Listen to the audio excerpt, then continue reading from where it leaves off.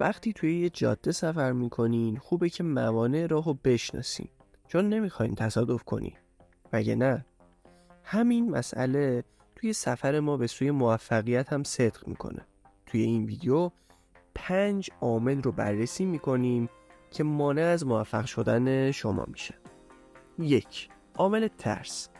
ترس یکی از بدترین دشمنای موفقیته. وقتی که ترس ریشه های حساس خودش رو دور شما میپیچه و شما رو به اسارت خودش در میاره، هرگز قادر نخواهید بود که به رویاهای خودتون برسید. ما باید با ترس خودمون روبرو بشیم و ببینیم که اصلا به چه دلیلی اونا وجود دارن. اونا رو به گوشه‌ای پرتاب بکنیم و رویاهای خودمون رو با اشتیاق شکست ناپذیر دنبال کنیم. 2. رغبت و بی‌علاقگی. بی پرده بگم، اون چیزی که بسیاری از افراد رو از موفقیت باز می‌داره عدم داشتن انرژی و انجام کاریه که باعث حرکت به سطح بعدی میشه. اونا به نقطه‌ای میرسن که احساس راحتی میکنن و سپس خودشون رو برای چرتی به درازای تمام عمرشون آماده میکنن. 3. نداشتن پشتکار. موفقیت توی تیزترین کنج یا شیبدارترین تپه است. پشتکار داشته باشین، ادامه بدید، یک تپه دیگه، یک گنج دیگه. بدبینی.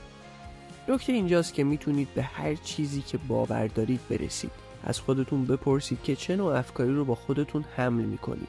آیا خوشبین هستین یا بدبین؟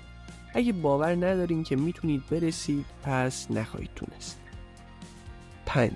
انتخاب افراد نامناسب برای گذراندن وقتتون.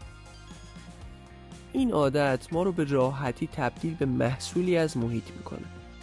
به همین خاطره که گذروندن وقت با کسایی که به شما فشار میارن تا به عقب برنگردید اهمیت بسیاری داره. در مورد افرادی که اطرافتون هستن چه ایده‌ای داری؟